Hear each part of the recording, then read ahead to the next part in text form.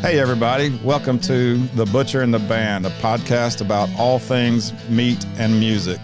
I'm the host, Andy Holmes, the owner of Tennessee Craft Butcher here in Murfreesboro, Tennessee. This is where the back porch meets the backstage. So grab you a cold beer, fire up the pit, and let's get into it.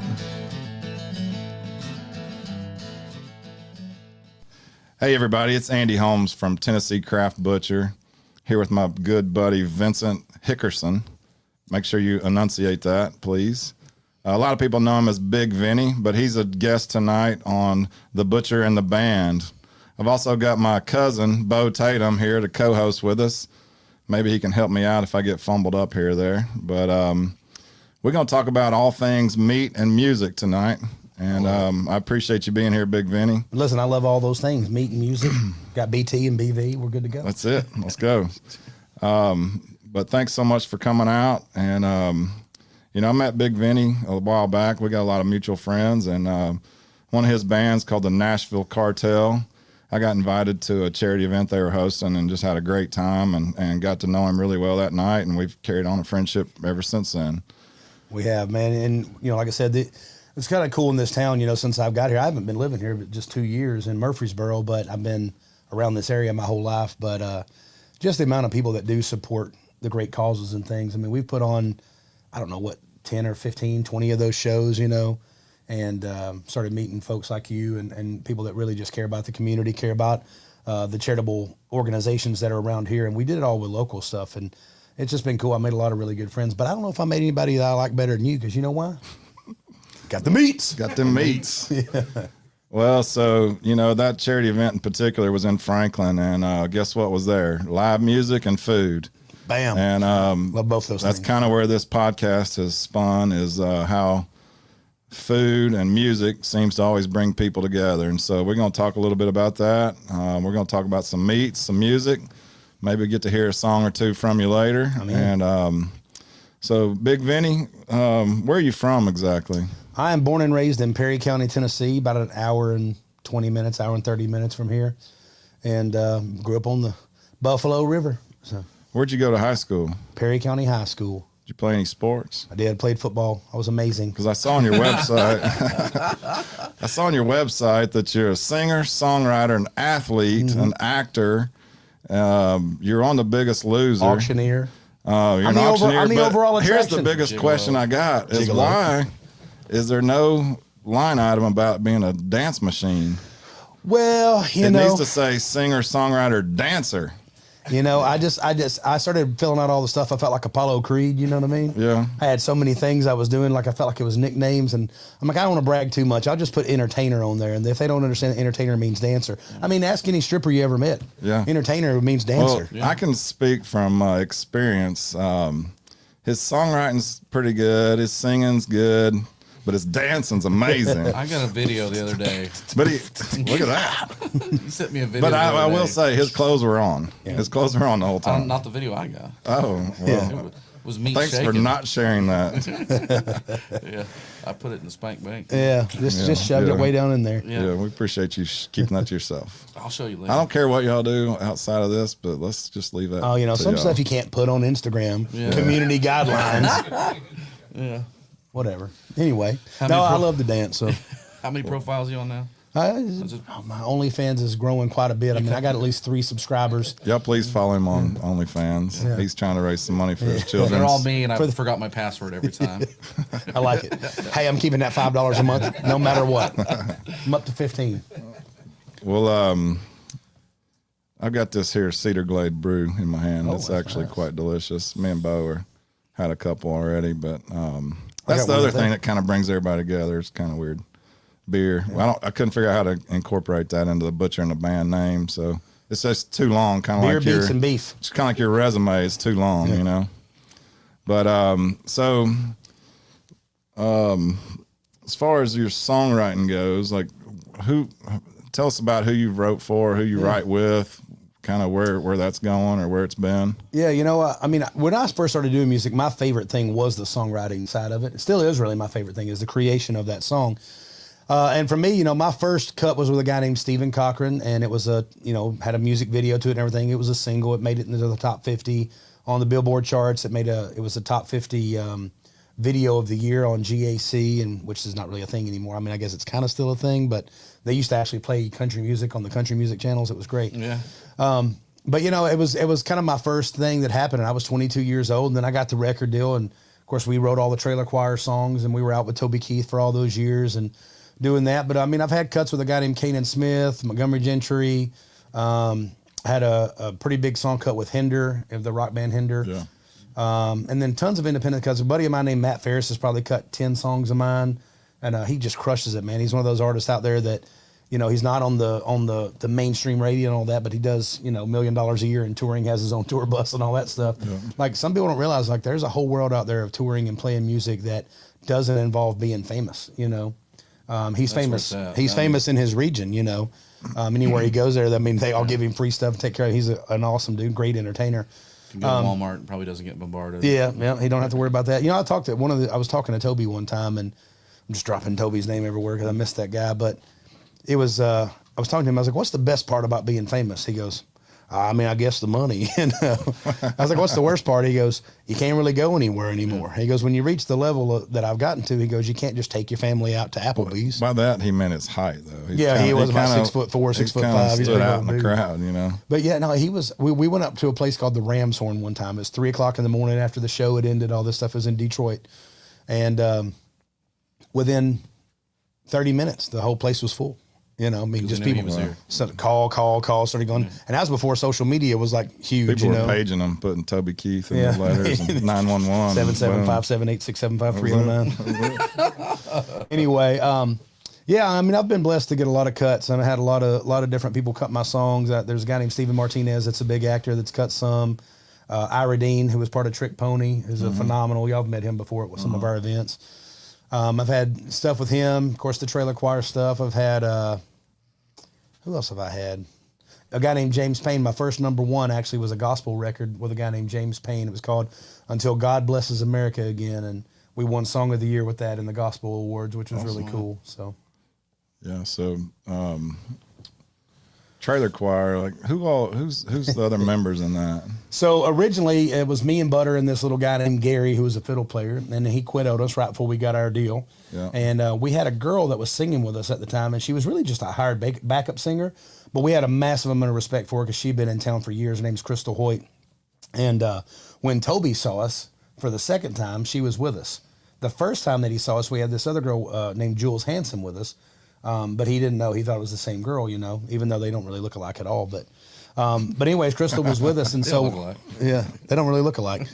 But when Toby saw us, he thought we were a trio, and so whenever we got the record, it was like Butter, Bigg Vinny, and the girl, you know, and it was like, you know, who's the girl? I'm like, wait, there's a girl in this, you know. So, but you know, he said, look, he goes, I just think it's a lot better to sing songs about girls rocking the beer gut if you got a hot girl in the band with you. Makes sense. Yeah. And so, you know, a guy that sold 45 million records, you tend to just take his advice and go with it. Absolutely. And I think it definitely helped us. It changed the perspective, because if it was just me and Butter, I think we would only been seen as a novelty act, as a goofy, funny thing. Yeah. But because of her and how phenomenal she's, I mean, top-notch singer. Like, me and Butter are fun, and we got good voices, but we're not great singers. Crystal was like she's the top tier of singing.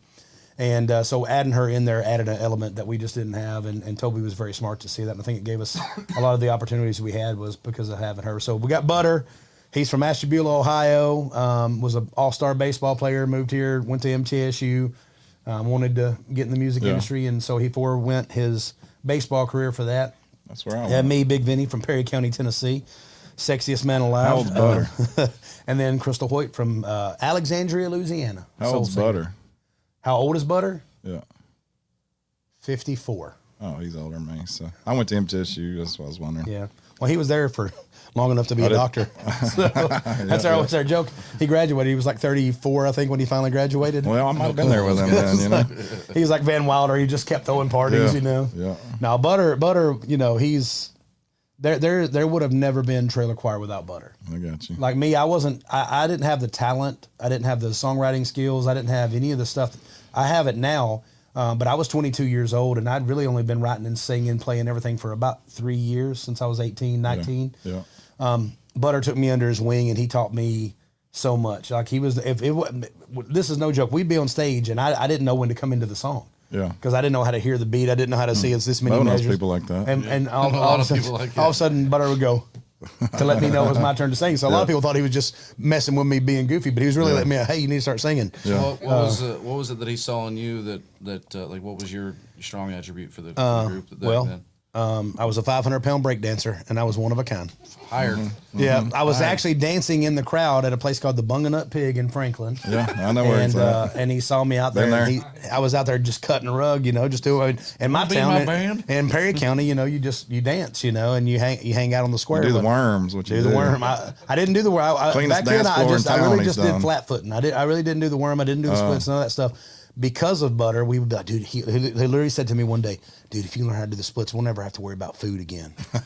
I'm like, I'm about to do those. Learn splits. how to do it, or like Oh, I had to learn. I mean, I took Wateroo for 6 years when I was younger. So I had next to martial arts. Bonnaroo, or Wado. It's like it's kind of a mixture of like judo and dancing. aikido and any of the does. Water. Yeah. Do-si-do. But I took that. I was young, I was probably 6 to 12 when I took it, about 6 years. It takes a long time to get a black belt in that one. I was nowhere close to a black belt. Kind of like You're wearing a black shirt and black pants. that's right. I don't mean, even that- need a black belt. and I go to hat. Walmart and buy one today. Socks. You're- But yeah, so he challenged me to do that, and then one day, literally on stage at Bluesboro here in Murfreesboro, he looks at me and probably says, there. "Hey, can you do the worm?" I'm like, "I don't know how to do the worm." He goes, "It's like doing an up down in football." I was like, "I can do that." And I busted up, did an up down on the middle of the stage, and from then on, it just kind of lived that way. But it was just because Butter saw something in me that I didn't see in myself. Bo, the best part is seeing him do the worm in overalls. I got the video. Yeah. I mean, Yeah. thought Have you you said ever there wasn't seen no me do clothes them on. and rip my well, overalls? you said there wasn't any He clothes did on. it first, and then he took his clothes off. Oh, the I clothes got you. they ripped, and so I got just you. Then he just I think you answered this earlier, and but a guy with a resume like yours, from singing and auctioneering and dancing and writing books now and speaking and is it auctioneering? Is that a real thing? yeah. So kidding. yeah, it's I got really five, awesome. five and a half. I got 5.5, 5.5, 5.5. I got 5 3/4. I got 5 3/4. She'll give me $700. I got 7 7 7. I got 7.5, 7.5, 7.5, 7.5. See? $8,000 over there on the right side. So we'll be at these events, like these charity events, and Bigg Vinny will be kind of the MC, and they'll have all these auction items out. And next thing you know, you hear him cranking up, and then he'll be doing a worm across the live auction. I figured if I wasn't going to be charity great at floor, anything, you I'd be know. okay at everything. That way, I always got a job security. Yeah, but That's a jack of all trades, master of none. But they Yeah. say a jack of all is better than a master of one. yeah, there it is.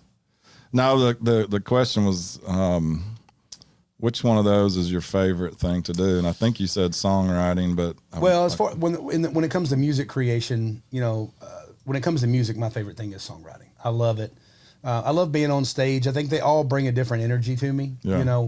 When I'm songwriting, a lot of times that's where I kind of go into more of my somber, like storyteller mode. I can let some of the sad emotions in that normally I don't let the sad emotions in. Like Toby said, wake up and don't let the old man in. Yeah. I don't let the sad in. I'm just like, you know what? I'm gonna have a good day on purpose. You know what I mean? So, but honestly, I love speaking. I love going to schools, speaking for the youth and trying to encourage them to know that no matter if they were born into a bad situation or if they got themselves in a bad situation, made some bad decisions, parents made some bad decisions, whatever it is, let them know that it don't have to be the end of their story. I think that's one of my favorite things is to know that I can go out there and create, motivation in somebody and hopefully encourage them to go out there and do something better for themselves.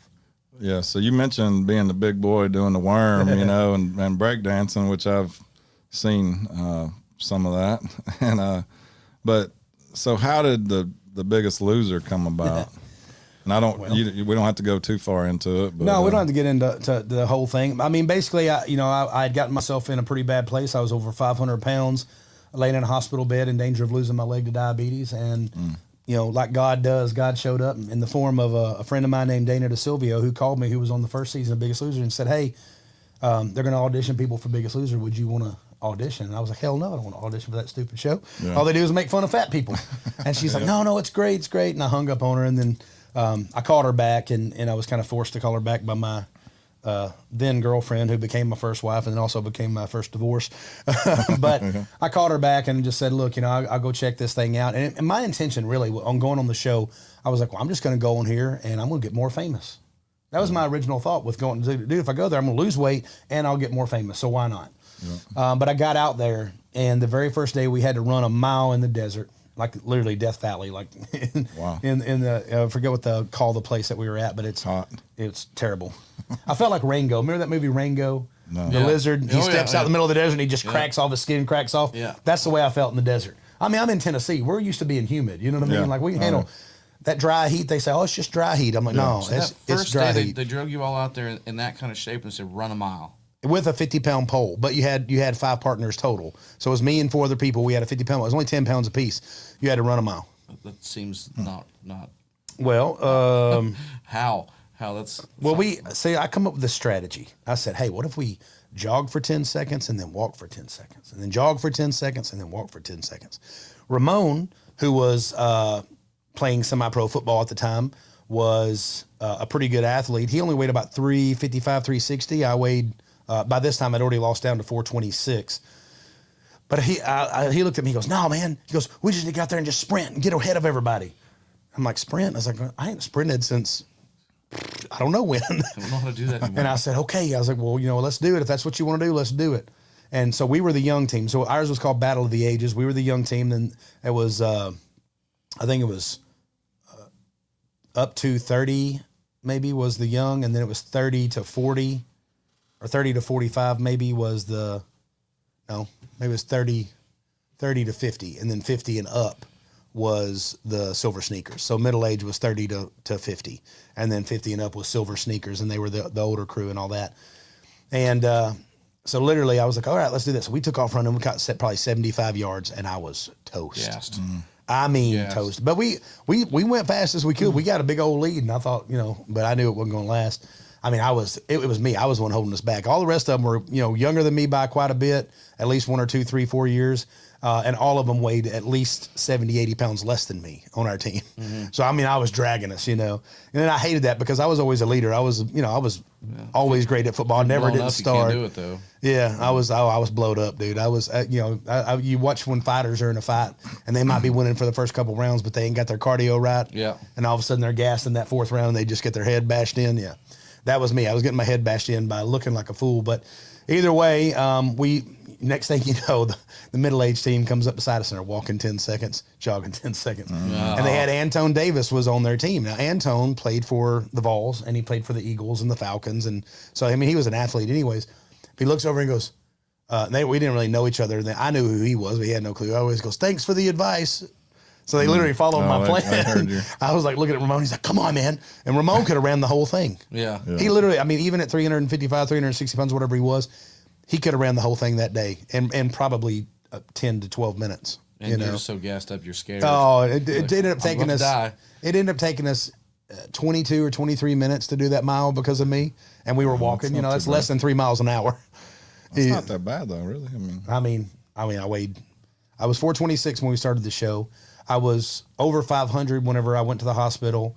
I had started my diabetes diet, I just want to point out that he was not addicted to Tennessee Craft Butcher at that time. I was not. So if I'd have been on that carnivore diet, boy, I'd have been lean, mean, fighting machine. Was this just food related? Like you were just binge eating, or I was binge eating? But anybody that eats the kind of way, if you get to 500 pounds, there's something else. It's either childhood trauma or you've lost somebody in your life. Nobody gets to 500 pounds just from you're just fat and lazy. Yeah. That's kind of the going thing. Now there's medical conditions and things that can cause people to have that, but for the most part, there's some kind of trauma that's happened in your life. Somebody close to you died. There's some kind of unresolved, thing that happened to you when you were a kid. Every single person on the show that I've met or saw has had some kind of situation. It was a divorce. It was an abusive stepfather, which was my story. It was mom and dad got divorced whenever I was 5 and they let me eat whatever I wanted. I didn't really have anybody keeping the reins on me. There's some kind of trauma that's tied to being that big. Just like most people, like a lot of people will bury, it's just like any addiction. People choose something to bury themselves in. Yeah. Mm-hmm. Sometimes it's alcohol, sometimes it's food or porn or whatever, drugs. Porn. Yeah. Well, that's why you signed up for my OnlyFans. That's right. But for me, it was food, And the thing about food is like what you were saying earlier. Food and music seems to be with everything, pretty much, right? I mean, you don't want to watch a movie that ain't got no music, and you don't want to sit there and watch a movie if you ain't got some popcorn or something. Right. Yeah. But pretty much anything you do is going to have food in it. If you're celebrating, oh man, we're celebrating, let's go eat. Oh man, we're down. You know what? Let's go grab a bite to eat and just talk about it. You know, oh man, it's the anniversary, it's your birthday, it's you know, it's whatever. Yeah. Everything evolves around food. So it's a different kind of addiction in the fact that nobody looks at you and says, "Oh, you can't eat. You need to stop eating completely." Like if you're doing cocaine, they're like, "Hey, you need to stop doing that." Yeah. There's no use for you to do it. But they can't be Yeah. like, "Hey, stop eating." Now they can say, "Stop eating bad food." But if you really understand how food works in the body and everything, obviously on a cellular level, it's better to have higher quality Tennessee Craft Butcher type meat. That's right. But calories in, the calories mouth. out does matter. You know, Yeah. now there's hormone situations and other things that come into play. But at the end of the day, if you're eating too many calories and you're not burning enough, then you're going to gain weight. Yeah. You know, and if you're eating too low of calories, your body will eventually start to drop your resting metabolic rate. Your body will adjust. So honestly, the only way to really get down is to eat a proper meal and work out. Eat proper meals, work out. That's the only way you're going to lose weight, keep it off, and continue to have your muscle and keep your metabolism up. Right now, there's a shot going around that everybody's taking, taking this Ozempic and all that Yeah. stuff. Yeah. Yeah. And everybody's like, dude, the results are crazy. You're going to love this. But now all the stuff's starting to come out. Yeah. What's the long term? And I just feel bad for them because I'm like, some of them only had 20 or 30 pounds to lose. Yeah. Yeah. Like I understand it if you're diabetic and you're taking this, GLP-1s and the things that you need. If you're microdosing it because it's like you're a bodybuilding competitor or whatever, there's certain things I can understand it. But if you only got 20 or 30 pounds to lose and you're not trying to be an athlete or you're not trying to compete and stuff like that, like what's the point? Yeah. You could literally just change the way you eat, get better sleep at night, do average, just Lifestyle basic changes. workouts, Yeah. and you can lose that 20 or 30 pounds. Yeah. Now, if you got 200 pounds to lose and you're diabetic and everything else, you probably need some kind of help. Just staying in a place where you don't get hurt while you're doing it. Right. But all of it can be controlled with diet and exercise. That shot seems to be taking the place of everybody was getting the bands and the stomach staples and Yeah, I do think it's better than that. I mean, I say that. I've had so many friends get it that have had great success. I had two of my really good friends that were on Biggest Loser with me had lost the weight, gained it back, lost it again, gained it back again, and they just really had to attack their relationship with food. Yeah. But they got the stomach thing done, but they followed the rules. So there's, getting your stomach stapled or getting the lap band or any of that stuff, gastric bypass. There's rules you're supposed to follow, which I think typically, and I'm not an expert on this, but I think you're typically supposed to do 20 grams of protein per meal, 5 times a day, and you need to have no more than 20 net grams of carbs, which means you minus the fiber, out of it, which takes the carbs back down to the net carbs as opposed to the gross carbs. But you're not supposed to get your carbs from any kind of potatoes and grains and stuff like that. You're supposed to do more starches like potatoes, things like that, as opposed to getting it from bread or rice or other stuff that can blow up in your stomach normally. Yeah. You know what I because like it holds about water. rice? Everything. I love rice when I'm hungry for 10,000 or something. Yeah, I think I brought that up at If you had to eat them one at a time, it'd I had- take a while. Bo came and did the first podcast with me for the Butcher and the Band, and Yeah. I think that came up in that one too. So that's two. Funny how it Hey, comes quinoa. up. 2 out of See, I 3. can help you out. Go to Yeah. quinoa. It's even smaller. Yeah. So all this fitness talk. I know your wife has kind of spun off with a new company. Yeah. Was that to do with your background, or is that just passion for her, or is it kind of a combination of both? My wife was, if you listen to her whole story, which you should have her on here sometime, but her whole story, she was in high school. She weighed like 80 pounds, tiny little thing. She's 4'11". In high school, she was, probably 4'7", 4'6", whatever she was. And she went in one day, she decided to take weightlifting class because she had to have another elective, a gym elective. Yeah. So she took weightlifting. When she got in there, she couldn't even lift the bar, which is 45 pounds. Yeah. And everybody kind of laughed at her, but so she got determined then because she's Yeah, a yeah. competitor. She's a what do they say, a 3 Enneagram. She's got to be competitive. Everything's competitive, except for she can't eat as fast as I can, or do other sing. things as She can fast as sing I better can. than I mean, you it's a can. race, and I'm going to win it. Yeah, every time. But she started lifting weights then, and by the end of that semester, she was bench pressing 90 pounds. So she had doubled the amount. Wow. She couldn't lift 45. She doubled that and was bench pressing that at 80 something pounds. I've And met her a that few led her times. into she went to college at Belmont for music. She's a phenomenal singer, Yes, she is. songwriter. She's great. She's way better than you. She is way better than me at everything. I know that's why I don't let her out of the house too much. Yeah. I like to keep her locked down. I understand. But she actually went and took a step aerobics class, which is what got her into wanting to do health and fitness. She's like, I want to be that woman up there teaching those step aerobics. So she went and took a step class. She got certified. She did all that. It led her on. She eventually became a personal trainer, and she's done that for 25 years. She's an integrative health practitioner because of things that she learned. She's a third-degree world champion black belt in Taekwondo. All right. Third-degree world champion black belt in Taekwondo. And then on top of that, she is a bodybuilding champion as well. So it's been part of her life and something that she got really passionate about. But honestly, after we had our second kid, one of her implants had ruptured in her body and we didn't know it. Oh. And so your body will form a capsule around that implant. Mm-hmm. And the implant busted, but it was inside the capsule. So it was slowly leaking silicone into her lymph nodes. And so whenever that happened, as it leaked that stuff in there, she got super bad sick. And for almost 3 years, we had no clue what was going on. We spent probably $30,000 on doctor's visits. No doctor could, no, you're fine. Your blood work's fine. This is fine. That's fine. Mm-hmm. And one day, she was watching this guy named Dr. Cabral, who's he's a doctor, but he helps people become integrative health practitioners, and had said that she needed to test her metals in her body. So test the metals in her body. Her liver was chock full of all these metals that weren't supposed to be there. Mm. So they're like, hey, you need to do a detox. She did a detox. She felt better for a little while. And then after the detox was over, probably, 2-3 weeks later, bam, she was back to feeling that way again. And so she's like, dude, there's got to be something else wrong. We moved here to Murfreesboro. This is all before we moved to Murfreesboro. Now we have moved to Murfreesboro. She wakes up probably 2 weeks after we moved here and she goes, I had a dream last night and God came to me in my dream and told me that I need to get my implants out. And I literally looked her right in the eye and I said, I believe that was the devil. I'm pretty sure. I'm not 100%, but I'm pretty sure. I believe it was the devil. But anyways, so I said, well, if that's what you think you need to do. At this point, I'm like, whatever we need to get you to feel better. Because I knew she wasn't feeling good because this girl would outwork anybody. She would be up before everybody. She'd work out harder than anybody. And she was just sitting in the bed every day. Mm-hmm. And I was like, I thought she was depressed. I thought she's tired of me, basically.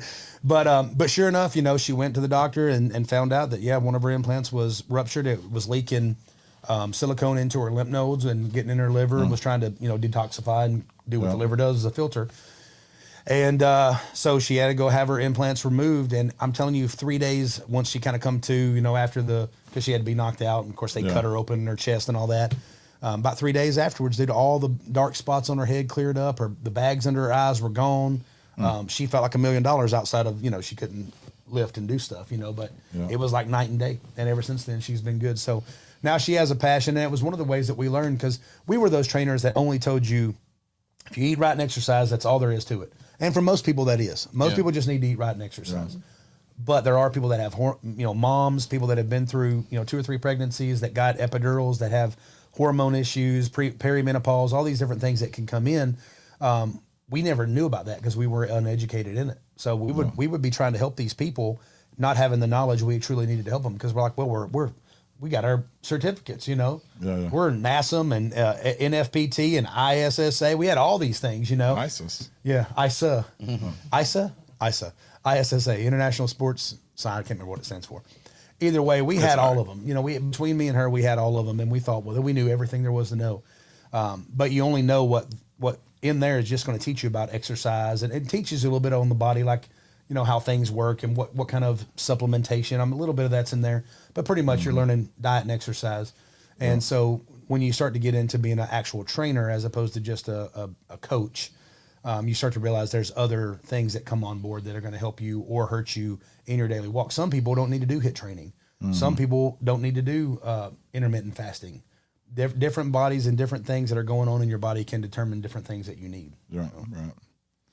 Well, that's awesome. I mean, so I guess ultimately your biggest loser experience combined with her passion for fitness just was a match made in heaven. Yeah, we worked for this company for a long time, online fitness company. I won't give them any names, but we worked for them and we helped develop a lot of their stuff. My wife is the expert. I'm no expert. I'm a guy that likes to lift weights and eat meat. Yeah. What's the company that she runs called? Her company is called Go Forth Wellness. Go Forth. But we worked for probably the biggest online fitness company there was, and she created programs for this company, and they paid her $209 to create a program that they sold over 1 million times for $47 a piece. And when they came on the phone talking about it, bragging about it, I was like, baby, you created that. And they've made $45-50 million off this thing, minus a $10 customer acquisition. Let's just say they made $30 million. You got paid $209 to create that, which was, hey, you know what? That was part of it. We didn't have an agreement. Well, then they come back to her and ask her to make another one. And she said, I'll do it, but I don't want no money. I just want 5%. And they said, hell no. Oh, nice. So we started to realize that we were expendable to that company. Yeah. And that's when we kind of decided, you know what, we can either keep building their dream and get paid. And she was making about 130 a year, which is a good living, you know. Oh yeah.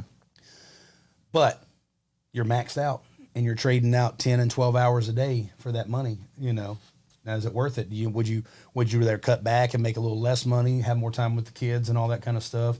Do you want to keep trading your time for money, or do you want to build something that's, you know, a real company that you own, that you can hire other people to work at, and, you know, the whole point would be, there's other trainers that are 20 years old that don't have 2 kids and other businesses and things. Let them come in and be part of your company, pay them, and let them get the experience until one of these days they make their own company. Sure. And so I think that's the big thing we decided, is like, we got to create this ourselves, and it's going to cost us some money. We probably spent 30, 40 grand developing the app, turning our entire, you know, we had a lot of equipment, but it didn't really look like anything. It was just in our garage. So now, like, the garage is designed out. Jared Blake came over and helped us put the squat rack on the wall. Oh, God. Jared Blake? Yeah, old Jared. You know, Jared. If y'all meet Jared, I'm sure. Don't stand under that thing when you're in. I know. I was worried about that. It's like, he don't is trust anybody under that. Yeah. Well, the good thing is it bolts to the wall. So, you know, if it starts to fall, I'll be standing up. Mm-hmm. But anyway, we got the gym looking great, turned it into a film studio, got the app going. She's probably got about 80 subscribers now that pay for the monthly membership. And then she's got several one-on-one clients. And how long has this been going? We're about a year and a half now. I guess great. June will be 2 years. June 13th will be 2 years since we launched the first day of the app. Okay. And so I'm excited for it. It's growing. We've talked to you a little bit about the corporate side that we're starting to put in. We basically made it now to where we can be the health and wellness division of anybody's company.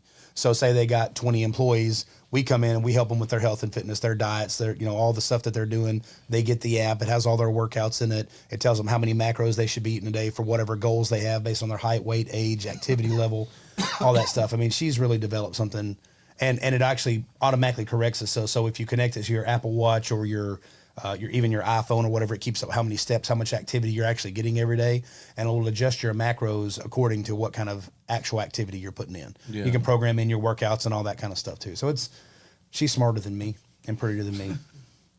Damn it, you should have had her on the show tonight. So, Why didn't you bring her? Facts. Yeah, well, we got kids. Somebody had to watch those little assholes. Yeah, somebody's got to do it. Yeah. So, do y'all ever just sit around and write songs together at home, or Yeah, me and her have written. Like I don't know how to write songs or play music. You so have any stories? Anything? No, anything you've I don't ever have done? any Yeah, stories. I bet you don't. No. I got a feeling. I just don't you? picture, like, you know, if I could write, like, you know, I was just curious, like, if you know, you come home, you're like, hey, let's write a song tonight. I mean, How's that work? pre-kids, we wrote pretty much. I mean, at least once or twice a week, we'd write songs. Yeah. Because I mean, her passion for it is just as big as mine. Yeah. But after kids, you know, it's like it's very rare that we get time to sit down, just me and her, and write songs. Have you kind of got her away from gangster rap and more into country music, or is Man, it I've just kind of in the tried, middle? boy, she's all about that whap, whap, whap, whap. You know, I mean, that's the only kind of song she'll ever write, and I Yeah. get it because I mean, I'm around, Yeah, and that's what of course, happens. Yeah. You know? Yeah, it makes sense. No, she is man, she is honestly, she only listens to faith-based music now. I mean, Yeah. I mean, she doesn't really listen to anything other than Christian music. And, you know, sometimes I feel guilty because I'm in there rocking out some Eminem, you know. Yeah. You know, I don't do that when the kids are around, but when the kids ain't there, you know. Yeah. Well, so I know just from knowing you and you coming in the shop and stocking up on meats that you're on this carnivore thing. Is she also into that, or? No, she used to be vegan. Yeah. She's not that anymore That's because good. she understands, you know, the That would be processes an of it. automatic disqualification Yeah, for she being on this out. podcast. No, It's she called loves The it. She, Butcher. Yeah. she and the actually Band. half the time, unless I'm cooking some of y'all's meat, she won't even eat it. You know. Really? But I'll cook up those big old sexy ribeyes and she'll be like, all right, give me some of that. You Yeah, know. yeah. She don't like the fat on it though. I'm like, babe, just give me all the fat off of yours. Meat Yeah, butter. Yeah, let me have it all. Yeah, we want it all. I wanted everything. But she, you know, she likes lean cuts of meat. You know, and she wants to have just a little bit of pink in there, but she don't want it to be where it still looks bloody. Whereas me, I'm like, yep, that looks like tartar to me. You know? You're like, meh. Yeah, she is. One cold in the middle. She's not on that. She supports me being on it. She's watched me lose about 40 pounds on it since I had really started. I had I tore out my ankle. I deadlifted 700 pounds one day. I was getting ready for a strongman competition. Tore out my ankle. I did not tear out my ankle deadlifting. I tore out my ankle racing my wife after I deadlifted. Nice. And so she had all of her little bodybuilder friends. My birthday, 2019, June 28th. I'll never forget it. And I had just deadlifted 700 pounds. I was peacocking, had the chest out, you know, all that kind of strutting. stuff. I was strutting, and she looks at me. She goes, "Hey, we're going to do sprints. Do you want to join us?" I'm like, "No, I just deadlifted 700 pounds." I was like, "I'm going to go over here and I'm going to row." She goes, "Okay." And then she looks at me. She goes, "We're going to race anyway." And I'm like, "Well, F that. I'm in. Let's race." Yeah. Now, why I would want to race a girl that weighs, 110 pounds and her little bodybuilding friends that were all there, other than just ego? You were still high stepping from. I was still high. I was high stepping until about third step in. Took off, third step in. Ankle turns over. I was wearing lifting shoes anyways. Ankle turns over. I go over and sit down. I hop over to the box jumps and I sit on the box jumps and all that good stuff. And then all of a sudden, a guy named Les Whitley comes over and he looks at me and goes, "Yeah, I think you've torn out one of your tendons. He said, probably your peroneal tendon." I was like, "Nah." I go to the doctor. They said, "No, it looks like all your bones are intact." Now, normally when you tear off your peroneal tendon, it goes down the side. It rips a little bone off the side of your foot and basically rolls up the side of your foot like Achilles will do in the back. It'll go up the side. Now, it splits into two different tendons at the bottom. Anyway, it didn't do that, so they thought everything was fine because the bone was still there. Well, they sent me in, said I had a high ankle sprain, so I started rehabbing, doing stuff, icing it every night, and it would get a little bit better, and then all of a sudden it'd be like it happened all over again. And finally, after about 4 or 5 months of doing that, I went to the doctor and said, "Look, something's wrong. You need to get in there." So they do an MRI, see that, and like, "Dude, your tendon is shredded to pieces. It looks like a bunch of chewed up bubble gum just stringed out, It's funny how long they take to actually give you an MRI. Like, oh, I know. If you've been a pro athlete, it'd been like, "We're gonna do an MRI right now." Yeah. Right now, like, "Oh, you're gonna go into surgery tonight." Yeah. In the tunnel. Well, basically, then they scheduled. Got scheduled for surgery, and that was March of 2020 that they scheduled my surgery for. And then COVID happened, March of 2020. So they unscheduled my surgery, and I just kept learning how to walk and basically learned how to use the opposite side of my leg. And that tendon was still shredded, but it would somewhat work. But I couldn't pivot, I couldn't jump, I couldn't do my normal stuff. All those times when you first saw me up until 2023, Yeah. even when I was dancing, I was all doing it all with my right leg. I had no power in my left ankle. I couldn't move it the right way. So did you ever get it fixed? I finally got surgery. But it didn't atrophy after all that time?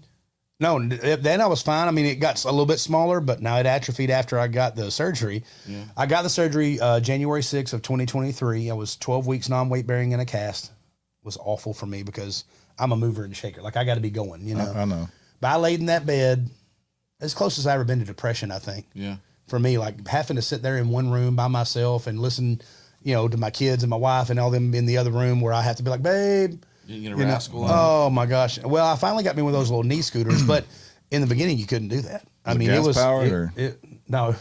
All electric. It was electric. That's why this leg is so much bigger than this one. You look at the difference. Was it a Tesla knee That's what I scooter? needed was a Tesla.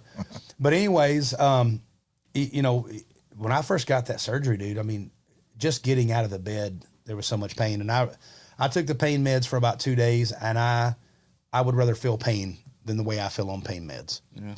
And so they did that surgery after the 12 weeks, or whatever. I think it was actually 8 weeks that they took the cast off, and then they put me in a soft cast again.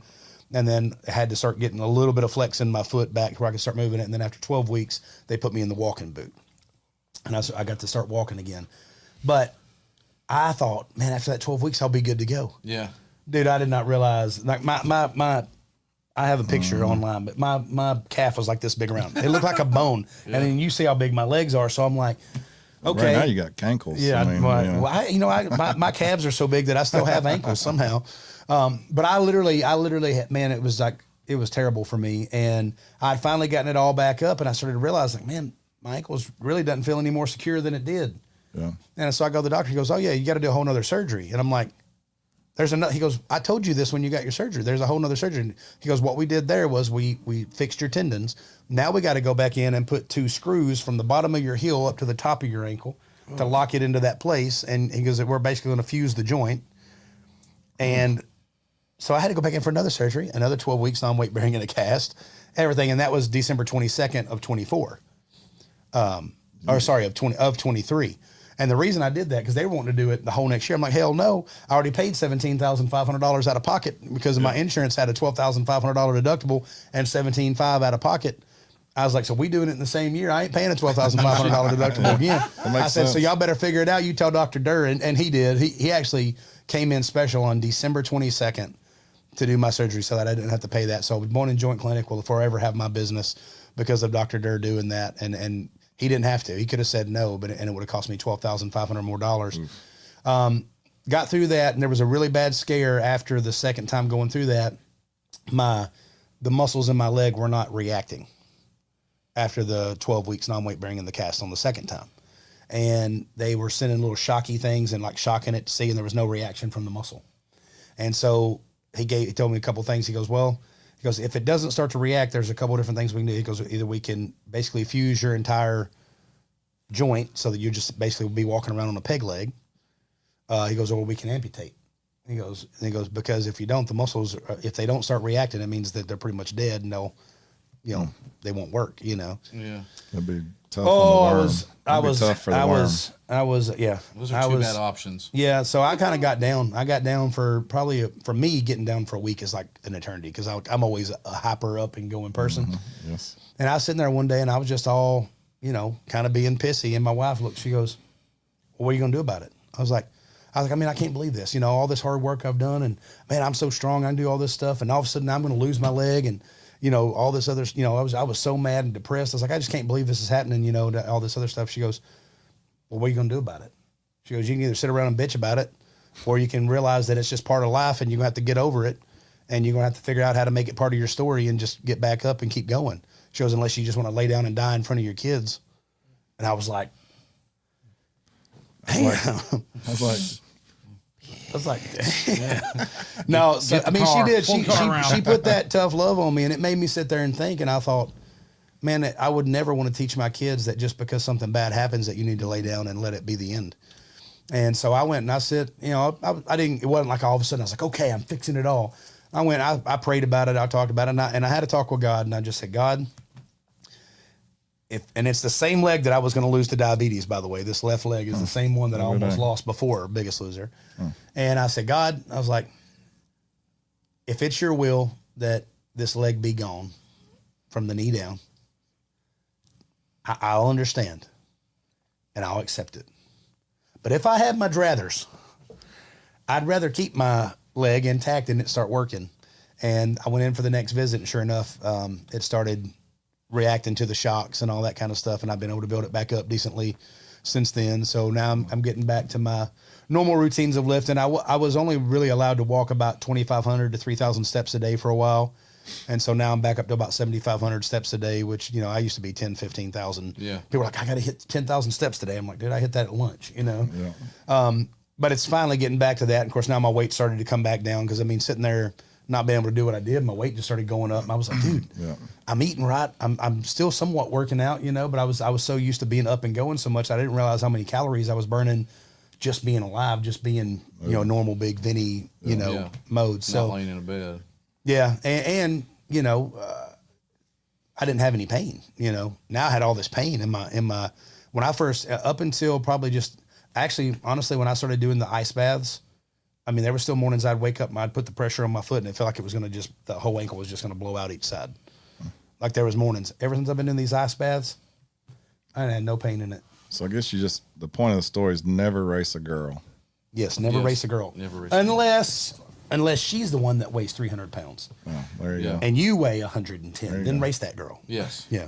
Just depends on what she's after. Yeah. You was talking about sitting there just laying in bed and, depression or whatever. My buddy, me and him went on a motorcycle ride a month or so ago, and we were coming back from the Grand Canyon, and just out of the blue, like the sun was setting really weird, and he just nailed a deer on a motorcycle. Oh. And I was right behind him, and it was pretty rough to watch, but he tumbled, and he ended up breaking his thumb, hurting his shoulder, and breaking some ribs. And was the deer okay? No, the deer. Okay. That's a whole nother funny story, but it wasn't funny at the time, but it's funny now. But they laughed at the deer. Yeah, the deer. The deer didn't make it.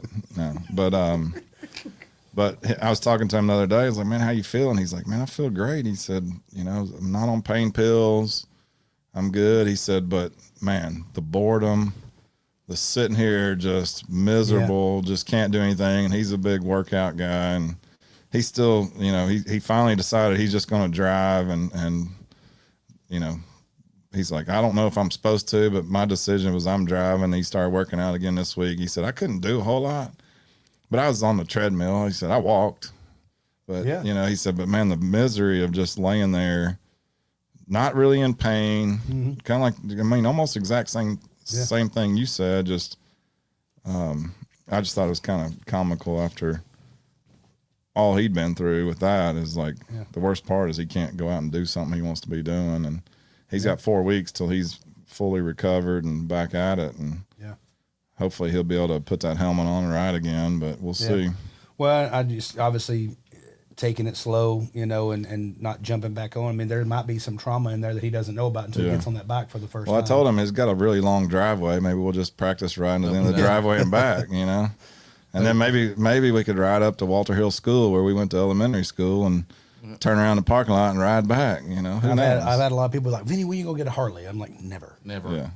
Man, me on a motorcycle is like, nah. Nah, for us, it's just the best, man. Like we go out west every year, and we've seen some cool stuff. I'll do a trike or a spider. This podcast is officially over now. It's called The Butcher and the Band. Thanks for joining us. He wants to ride a trike. We're out. A Harley trike with ape hangers. Again, we're out. Damn it! I lost my whole ordeal here. No, but and like I told him, I said, you know, we rode like 20, 30,000 miles. Like you hit one deer in 20, 30,000 miles, we got a whole rest of our life ahead of us. That's right. So, you know, but anyway, it's kind of funny how you was talking about that. It brought that to my mind. But, so, you know, the part of this whole podcast is supposed to be kind of how the music, which is a huge passion of mine, even though I can't play it, I just love it. The live music, the songwriting, the stories behind the songs, like all that, like talks to me. Yeah. And the goal with this is how, you know, since I've started this butcher shop, how I've been able to see, you know, the food that we produce or even these events like we've done together, like we bring food, people come all over and like getting huge lines waiting for random things that we can make. And like everybody's always happy.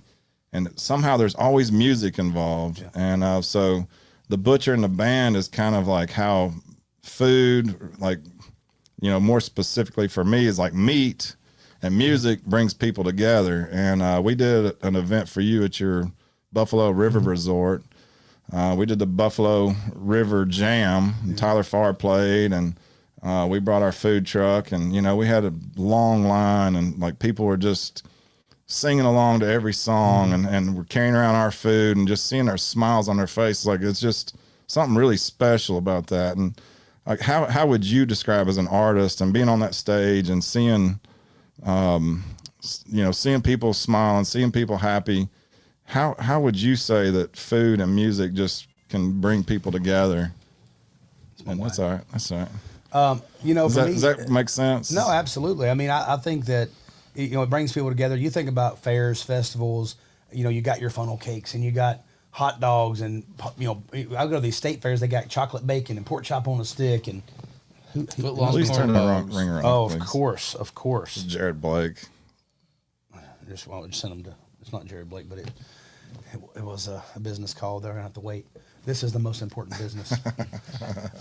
Anyway, I mean, food always seems to be involved when it comes to music, and music, you know, music is everywhere. Yeah. You know, music is always there and food is always there. There's just two things that are constant, because imagine how boring life would be without music. Yeah. You wouldn't want to, I mean, Rocky is one of the greatest movies ever. It's probably my favorite. The Rocky series is my favorite movies.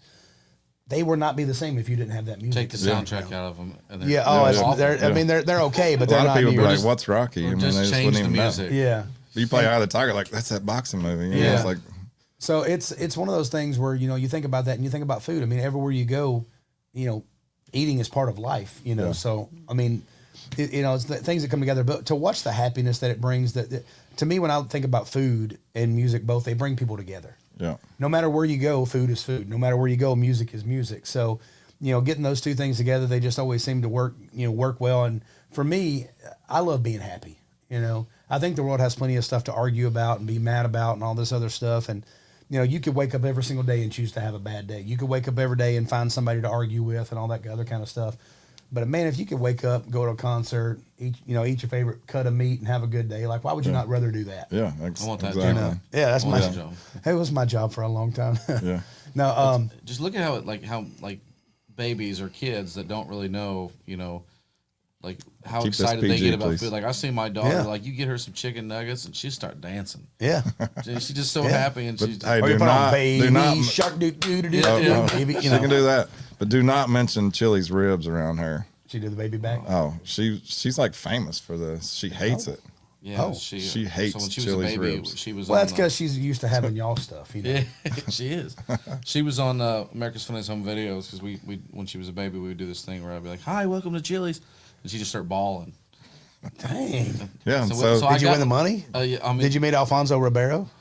No, they we were in talks with Jimmy Kimmel Live and a few and some places in Europe or whatever, and AFV hit us up and they basically said you're gonna win the money, but we have to own the video forever, indefinitely, all the intellectual quality or and you can't ever use it again, blah blah blah. And I was like, I don't really like that.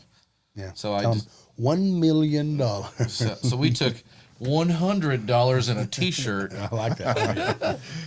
But I mean, you never know how the internet works. Where when she's in college, maybe that video resurfaces and goes viral again, and starts making money off of it. Or if if I'm in the video several times, like you never know what will happen. Yeah, That's there's no kinda doubt. what There's ruined no it, doubt, man. actually. Yeah. YouTube. I got buddies that have YouTube channels making 30 and 40 grand a month off their YouTube channels. I mean, there's no doubt that that's owning nothing compared to the- your OnlyFans. That's true. $15 a month, no matter what. Yeah. So, you've been all over touring, playing music, traveling with some superstars, and you've been offered lots of good meals, I'm sure. But what's your favorite meat? I mean, I love ribeye. I mean, I just feel like the taste all comes together. Tomahawks, man, you get a big old sexy tomahawk. I love those. I love a good pork chop. I mean, I really do. I mean, there was a place, what was it called, Perry's or something like that. Yeah. They got that pork chop. Big It's got thick 3 one, different yeah. bones in it, man. Yeah, yeah. It's got some kind of stuff on it. I'm just a fan of, meat. I don't like hot stuff. I'm not a fan of that. So when people are like, dude, the best hot wings in the world, I'm like, eh. Yeah. Now, wings, I love. Yeah. But as soon as you throw hot in there, I'm not a spicy guy. I like good, hearty. Have you tried our wings yet? Yeah, dude, I've eaten everything y'all had. But I can't, no, not the hot ones. No, we don't do hot. We do dry rub and smoke them. Yeah, They're I mean, delicious. did you think about how many events we've done together? Oh, I Hey, let know. me tell you That's what true. he did to me. That's This true. ain't no joke. We were doing an event together one time, and they gave me this piece of meat, which just looked like a normal piece of meat to me. When I bit into it, there's a big old jalapeno and cheese in the middle of it, which was delicious. Yeah. However, I did not know it was a jalapeno, and the like next thing you know, my bacon. whole face was on fire. Yeah. But it was delicious until that hit me. I don't remember what that was, but it It's had, a steak roll up. That's a top secret recipe. oh well. You already told too much about it. We're gonna have to kill you. And now I gotta edit.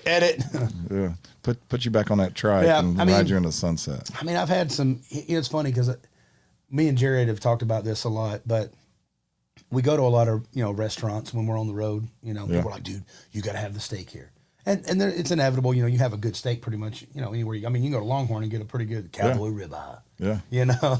And it's pretty good, but when you make it at the house, something about it, when you season it the way you like and you use the butter that you like to use and all that kind of stuff, there's something about that, and I don't know. I mean, Jared's steaks are really good. I mean, all the meat that I've had at all the places that we're working with y'all, we had that prime rib at the Walker Hayes golf tournament.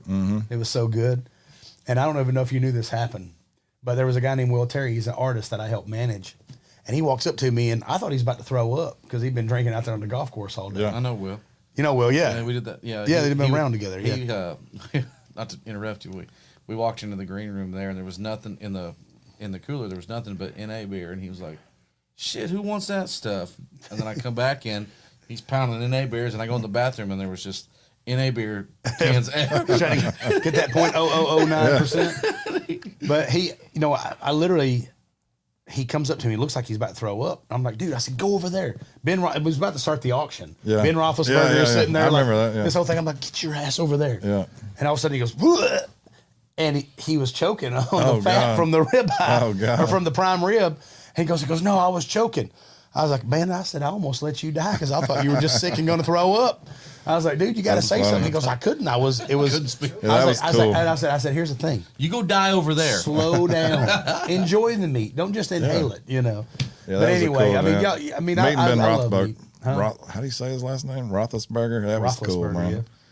Like Hey, I it was telling, he come through the line. I was like, "Damn, that's Big Ben." And Yeah. the guy beside me, he's like, "No." I said, "Yeah, That's it big. is." You, I mean, We got it. He signed the board for us and we got it up at the shop. hey, I'll tell you He's the on Wall of funniest Fame. thing. It's cool. All these guys were walking up to him like, dude, I know I was going to make it in the NFL, but man, I tore out my knee my senior year. I did this, that, you know. So my cart just happened to be right beside his, and I looked over and I said, hey, Big Ben.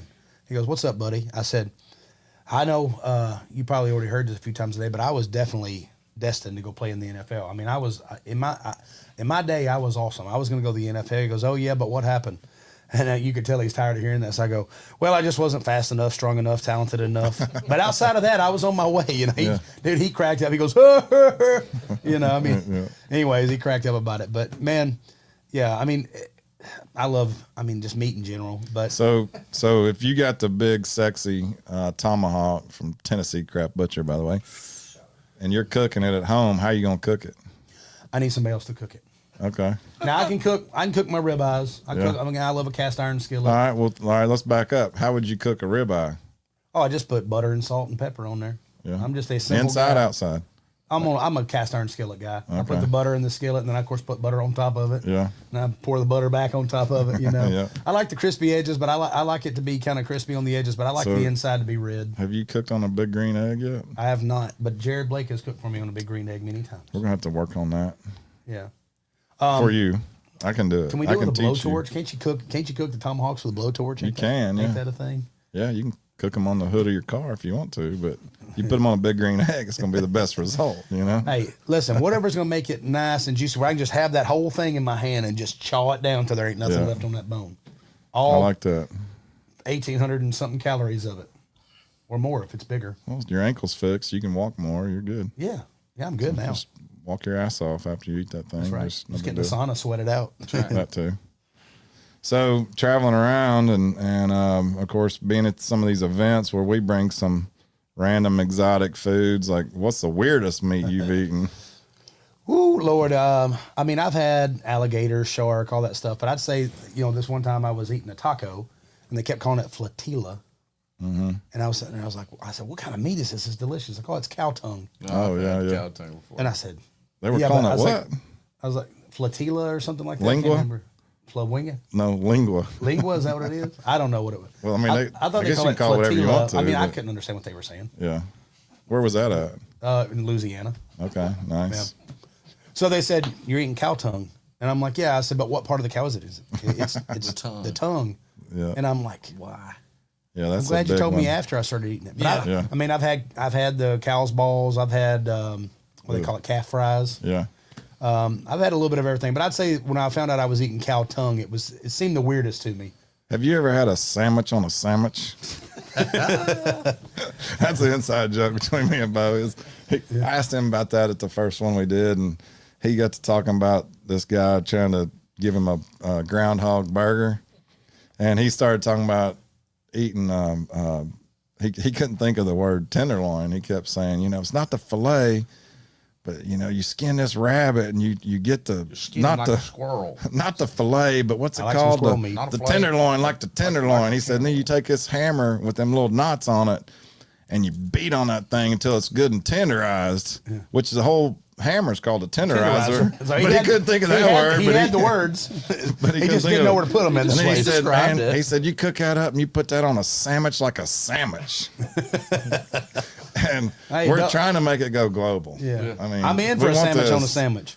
Yeah, I used to be the it's- guy. I don't really eat chips Bread. anymore, but I used to be the guy that put chips on my sandwich. Oh, yeah. Oh man. And I love deer meat. I grew up on deer meat. Yeah. So I mean, get me some back straps, man. Put a little Yeah. little flour, a little get a little batter and cook those things up in the cast iron skillet. Oh man.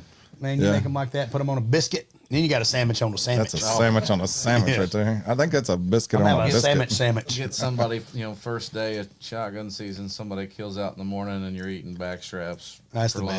best, Man, yeah. it's I mean, I'll eat any part of the deer. I mean, my mom every year. My mom's a big hunter, and she'll kill a deer, And you weren't at the event, but when we had Tyler's thing this year, we actually Mechanics on a Mission gave my mom a car.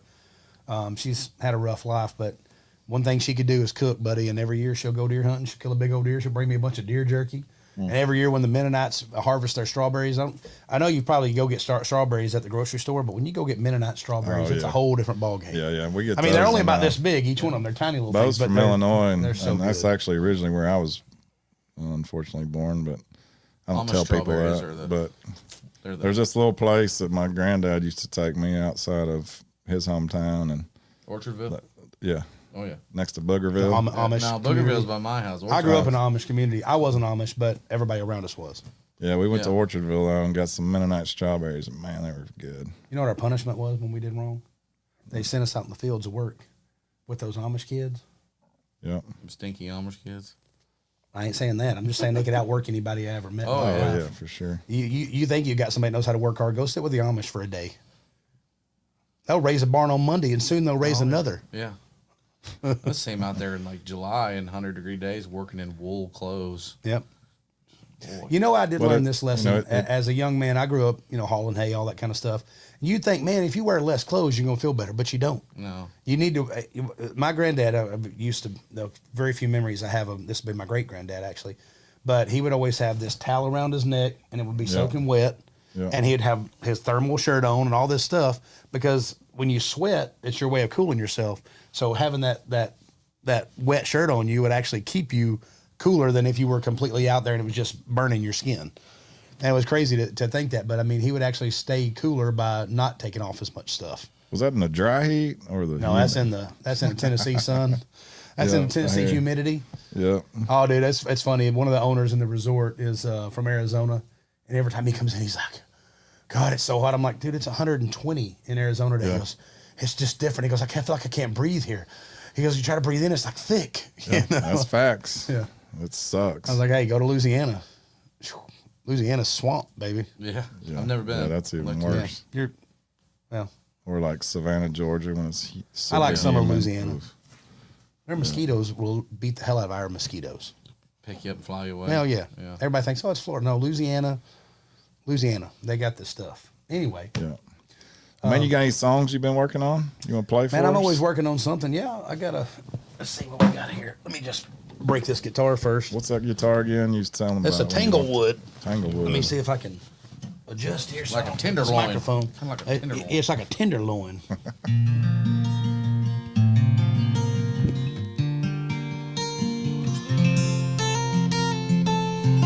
All right, where's my guitar pick? Man, I got do you want me to adjust this mic? No, you're good.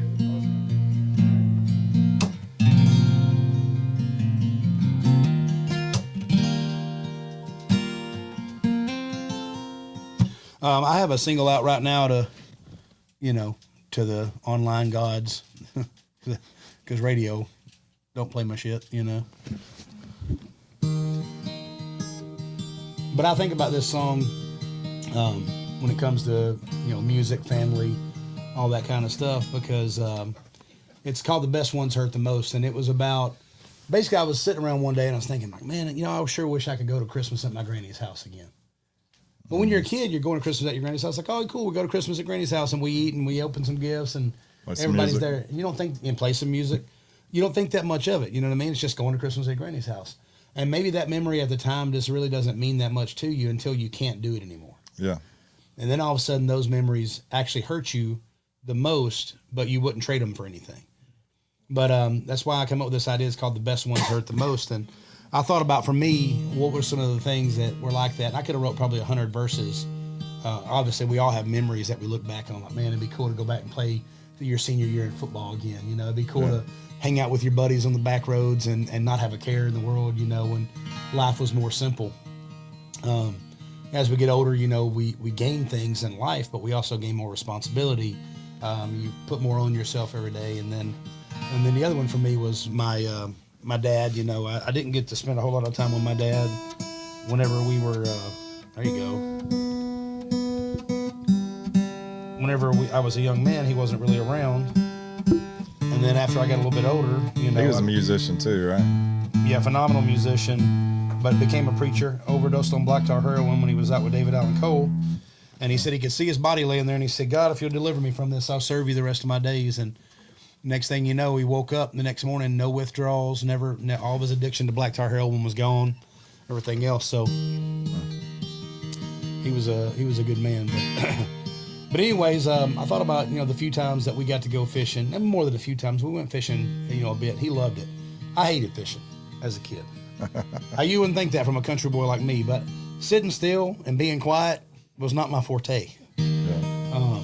I remember being in the boat with him, and I'd be casting my line out. And of course, he was phenomenal fisherman. Like, he could catch it. I mean, I feel like every time he threw out, he caught something. I'd be throwing out all day, wouldn't catch nothing. Yeah. And he just, so I'd get my hook hung up, and he'd be like, don't break that lure off. We'll go over and get it in a minute. Just wait, I'm on one right now. And I'd get so mad, I'd rip that thing off. And I'll never forget, I was sitting there, I was about 13 years old. And he said, I told you not to rip that thing. He goes, you ain't listening to what I said. And I said, I can't wait till I'm 18. He goes, why is that? I said, I'm going to kick your ass. When I turned 18, he goes, well, what's stopping you from doing it right now? Yeah. And I said, I want you to go to jail. And I'll never forget when I turned 18, by this point, I was 370 pounds, and I was bench pressing 400 pounds and squatting 500 pounds and all that. He looks at me one day, he goes, remember that time you told me when you turned 18 you was going to kick my ass? I said, yeah. He goes, please don't. Am I going to need a tissue for this song? Do what? Am I going to need a tissue for this song? Or? That depends on how your emotions work, buddy. Everybody always expects me to do another Rock in the Beer Gut, which I'll do. I'll do 2 songs, and then, we'll have a little fun. But because I got a new one coming out called Walmart Drip. Oh, yeah, I forgot about that one. All right, a little song about memories. Perry County, black and gold, yearbook from '02. Flipping pages, remembering faces, takes me right back to friends that I ain't seen since at least '03, and the bright lights I outgrew. Oh, you can't go back, but a memory gets you close, and the best ones hurt the most. Time keeps on moving, sometimes you can't choose you. Remember those minutes while you're in them. Some memories will fade, some get stronger as you age. Some you gotta learn to let go, but the best ones hurt the most.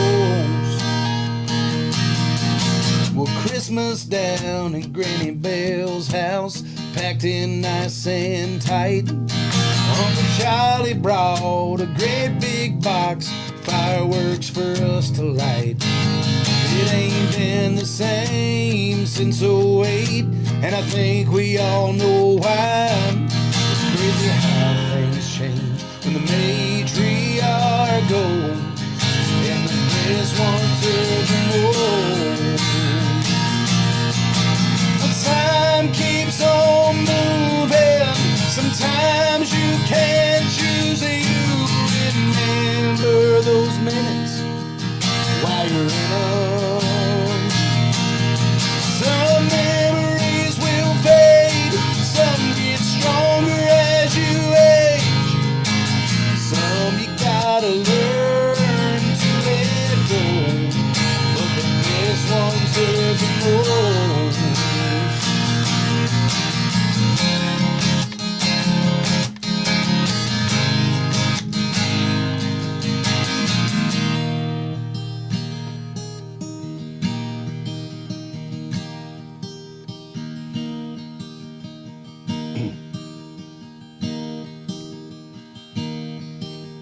It's hard to sit still with a rod and reel and be quiet when you're 8. Just Daddy and me down on Marsh Creek, fishing off that rocky bank. And you don't know what you got till you grow up and wanna get back to that place. And the memories haunt you like a ghost, and the best ones hurt the most.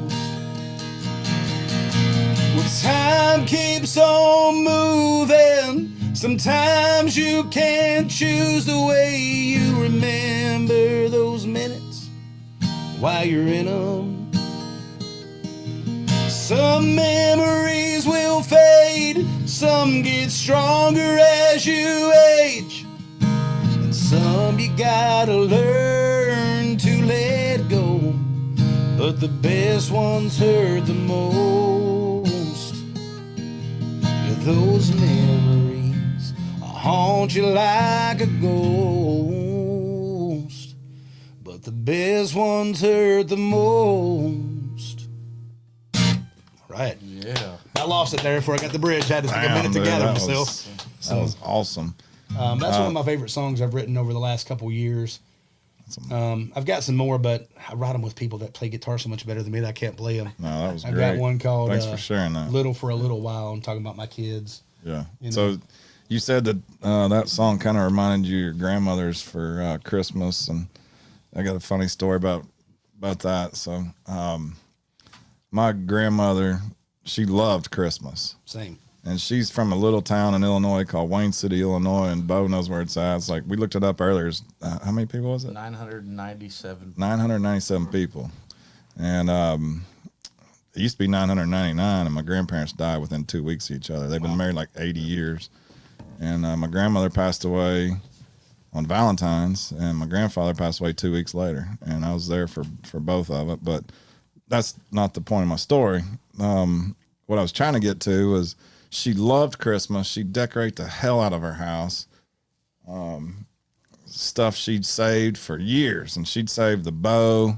She'd save the box. Sometimes if you didn't rip the paper too much, she'd save the damn Christmas paper. My mom's like that. And she'd reuse it. But her favorite thing in the world to do was like, you know, they always would give me money for Christmas. And my granddad, he always gave me a pair of shoes because he believed in having good shoes. Right. He wanted to give me a pair of shoes for Christmas, but my grandmother, they would just give me money, and she would like to give it to you in these weirdest increments you can think of.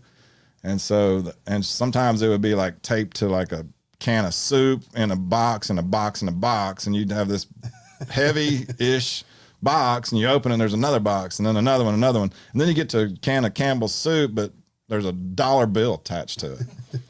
Or she would always use the same damn trash bag, but it was like a Christmas theme, like had Santa Claus faces all over it. And it'd be just stuffed full of paper. And I would have to dig through that damn bag to find sometimes $1, sometimes one year it'd be $5, the next year it'd be 10. But it was always like $100 that, you know, I had to work my tail off to get it. Right. And, you know, when I was in my, I don't know, 17, 18 years old, it was just kind of frustrating, you know. But now it's like, damn, I wish I could do that one more time. Oh, dude. Just to hear her laughing while I was doing it would be cool. Yeah. And I can't do that, and but I'll never forget it. Yeah. You know, that's exactly what I wrote the song about. It's like, I see you, you know, getting a little emotional just talking about it. I'm the same way. When I was thinking about my granny, you know, she was, I grew up in a very big amount of turmoil in my life as a kid, but that was the one place I could go. Yeah. That everything was okay. Yeah. So, anyways, I want to get that emotional. And then you're talking about the fishing. And my granddad, he was a big fisherman, and we'd always fished. He's at Blueford Lake, and Blueford Lake. and man, we'd go dig up cow patties at this cow barn and get the big, huge worms. And then he had a catalpa tree, and we had these catalpa worms. Yeah. And man, we'd worms. catch the shit out of bluegill, and it'd be Crappie. No, it's bluegill. I love They were crappie. huge bluegill up there, and they're different. I'll take it to for sure. And they're fun, man. But Crappie's the best so that song really hit home with me. Is my point. So thanks for sharing that. You were singing about, you know, your life or whatever, but I was the whole time I'm at Christmas at my grandparents that are gone. You know, I'm a little kid. I'm going through old memories. Like it wasn't. I mean, I'm not imagining your memories. I just started immediately imagining mine, and that's huge. That's what the song's supposed to do, right? You know, whenever I was first writing it, you know, I wrote it with a guy named Chris Sly and a girl named Mary Cutter. And I'd had the hook for a while, and I'd written it a couple different ways and just never felt like it was all the way there. And I sat down with Chris and just started talking.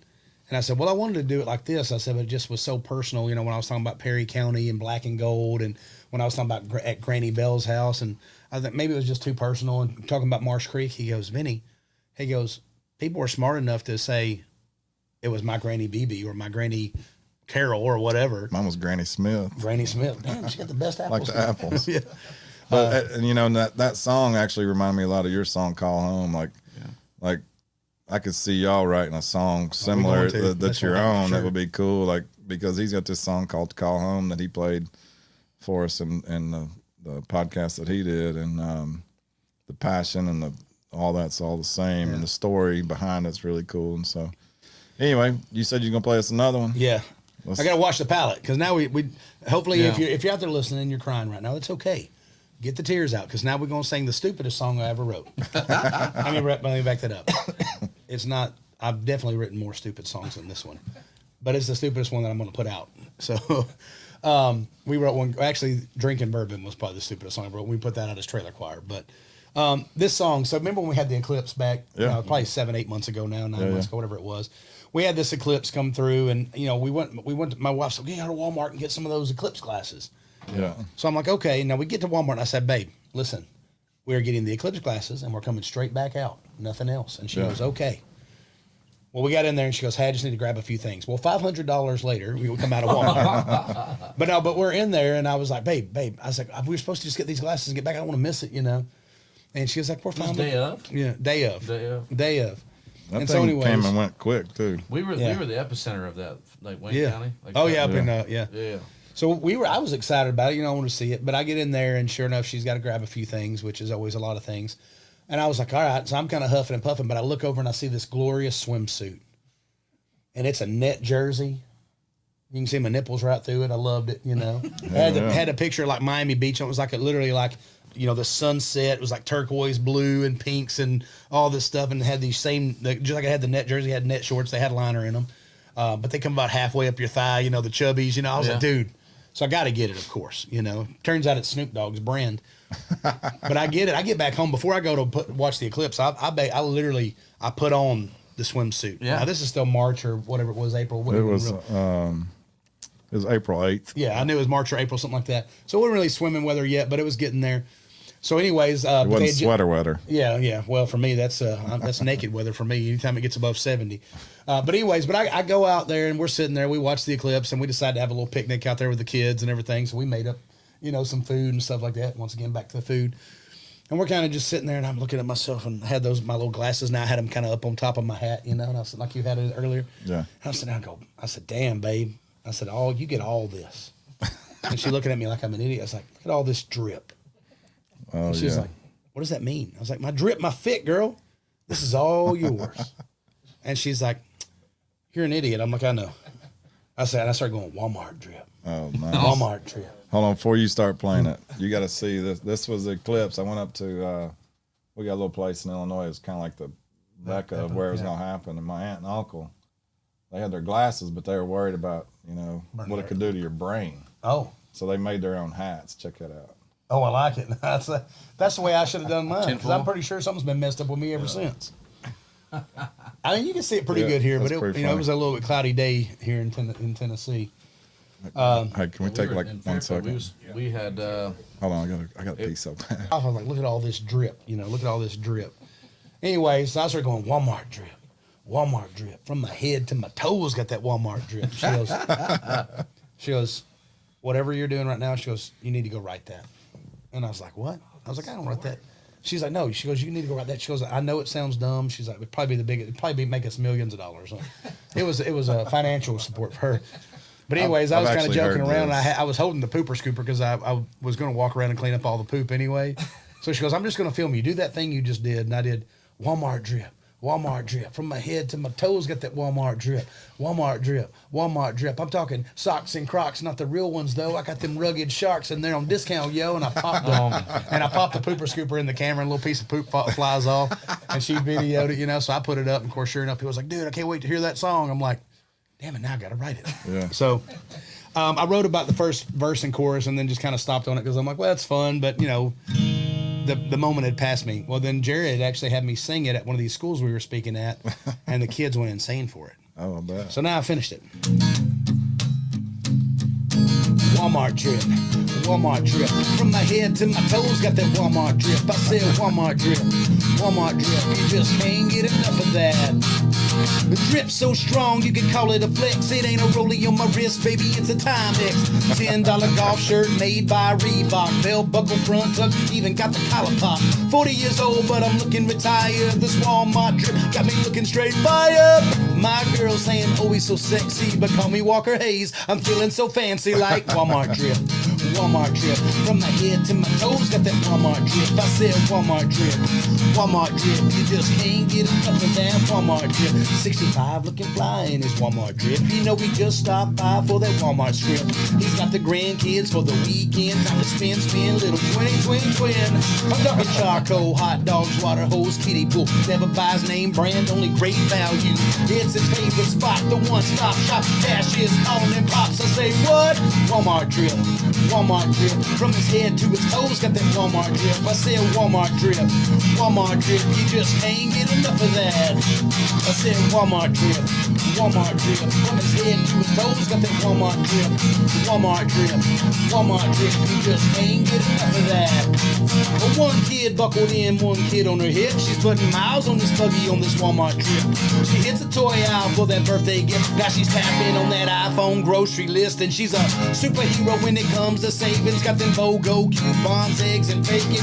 Very more lips, perfect for kissing, and a butterfly sundress. Jessica Simpson, that's Walmart drip, Walmart drip. From her head to her toes, got that Walmart drip. I said Walmart drip, Walmart drip. You just can't get enough of that. Walmart drip, Walmart drip. From her head to her toes, got that Walmart drip, Walmart drip, Walmart drip. You just can't get enough of that. Walmart drip. Got the Jake Paul W, Snoop Dogg, double smooth. Walmart drip. And even Martha Stewart looking good in the kitchen. That Walmart drip, Walmart drip, Walmart drip.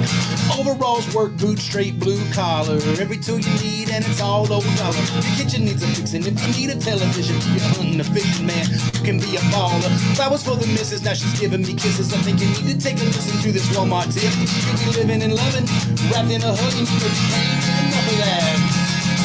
Walmart drip. Holy shit. So, That was awesome. a lot of words. Hey, they're How do you either going remember all that? to try to get in business with you, or they're going to send you a cease and desist. That's Yeah, what they're well, the good thing is I've already checked with my lawyer. Under parity law, I can do anything I want. I can even make shirts that say Walmart drip, and they can't stop me. Even with their logo They and better everything? embrace that. I can't use their exact logo, but I can use change the it. words Walmart drip, which I've already trademarked. So, actually, it's waiting for the trademark. But either way, the process has been begun. Have you dropped that outside of just a couple videos? That was Dude, hilarious. when you hear the track, You butter, sent butter. it to me, but I don't know why it sounded different there. I don't know if maybe it was not done when you sent it to me. I'll probably but send you a beginning version of That it. was Yeah. funny. That was awesome. Track in the words? Oh, I got everything. There's one more mix coming where we're going to take we're adding a kind of more broken down acoustic section on one of the parts because it was like such a wall of music the whole time. So, because I gave it like a literal. Did you say wall of music? Yeah. Oh yeah. Dude, I created the logos on AI. This app called Arvin. I put in Walmart drip. I said, create me a graffiti looking logo that looks like it's dripping, and sure enough, dude, it put it right out. It gave me like 5 or 6 options. I was like, all right, well, I guess we got our crazy. t-shirts ready to go That now. thing's I'm about kinda to go scared TikTok about that. viral. That's the Oh, hope. dude. I hope they People- come to me. My goal You need would to do a dance. You need to, Oh, I gotta- already got it. You gotta I already dance. got You get it. Walker I already Hayes got You it. gotta up. get that Nice. dancing. You gotta do it at Walmart Yeah. and start pumping I'm it. doing the whole video at Walmart. I'm shooting a full-on music video. I got Taylor Holder coming in. If you don't know who Taylor is, You need to get Taylor's Walker Hayes to do like Well, one of his dances with you. Walker has already sold me. He loves the song. He loves everything, and would gladly be in the video. But he is just signed a deal with J.C. Penney, and he has his own line of clothing called Ducks and Bucks, Yeah, which is the old Duckhead brand. That's if you his- remember him. That's his yeah, brand. yeah. So he can't do anything with Walmart clothing and Walmart stuff. He's J.C. Penney man, which to me is not very country. I just hate that. Yeah. No, actually, I I guess didn't my know mom- there was still J.C. Penney's. I didn't either, but apparently, His tournament's coming up. I'm playing in it. Yeah. No. I'll be there. When is that? I may still be auctioneering in it. They wasn't sure if they wanted to have the live auction or not. I told them, I said, you can't do the live auction after everybody's been playing golf and drinking all day. You got to do it at the night before at the music event yeah. if they're doing that. Anyway. He's a good dude, man. Hey, listen, he was talking about your song, man. I love your voice. I mean, we only got to hang out that one time and sing and play, but I'd like to hear you sing your song that he said was like mine. Okay. Not that I want to compare it because I know you're better. I wouldn't say it's like it. It just reminded me. Right. Yeah. Like it's. We don't have to do it on your podcast. This ain't my podcast. This is his and your podcast. If you want to do it, I want to hear it. And listen, if it's my podcast, the guest said, then let's hear it. I asked for it to be sing and played. He said, let's hear it.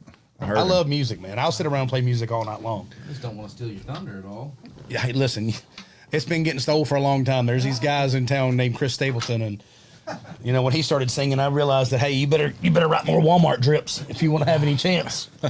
We'll probably have to do something different. Okay. With this guy. That's going to fall if I let go of it there. Give him a second, though.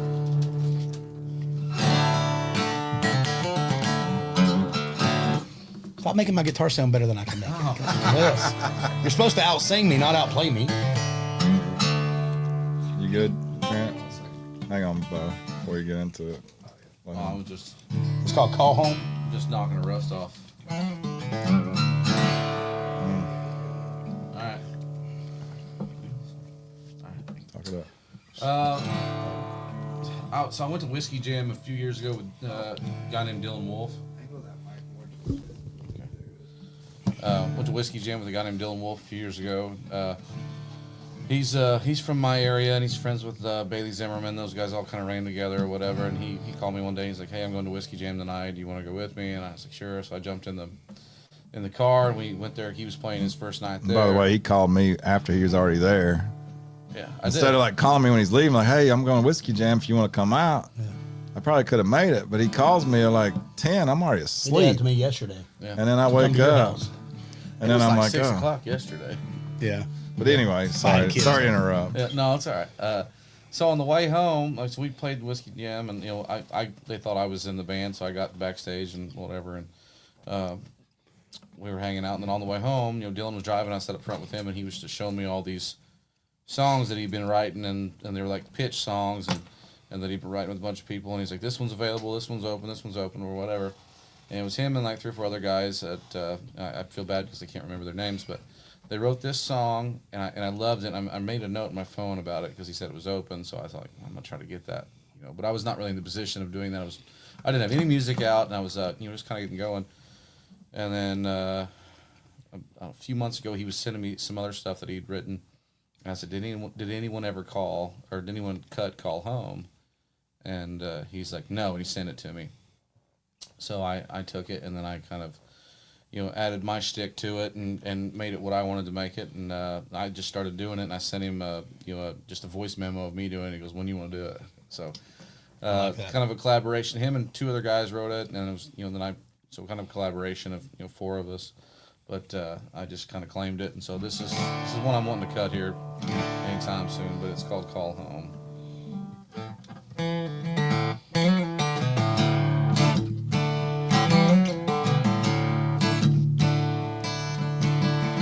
Been a while, tell me how you been. Hadn't seen you since I don't know when. Hope you're doing great. Living life out on that interstate. When's the last time that you checked in on your mom and dad and childhood friends? They'd love to hear from you. I'm not telling you what to do. Don't you think that you should call home before it's all gone? Nothing lasts forever. Don't forget it's where you come from. And if tomorrow the sun don't rise up, you better never forgetting this time you're giving, this life you're living could all be gone in a minute.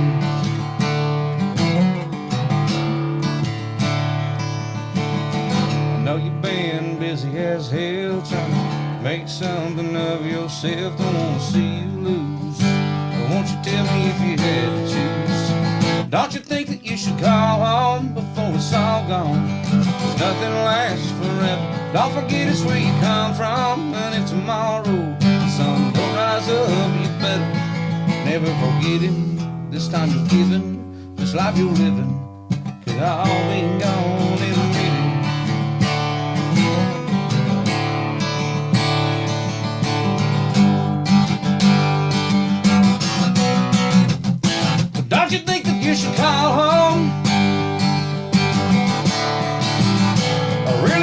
you should call home? Don't you think that you should call home before it's all gone? Cause nothing lasts forever. Don't forget it's where you come from. And if tomorrow the sun don't rise up, you better never forget him. This time you're giving, this life you're living, it all been gone in a minute.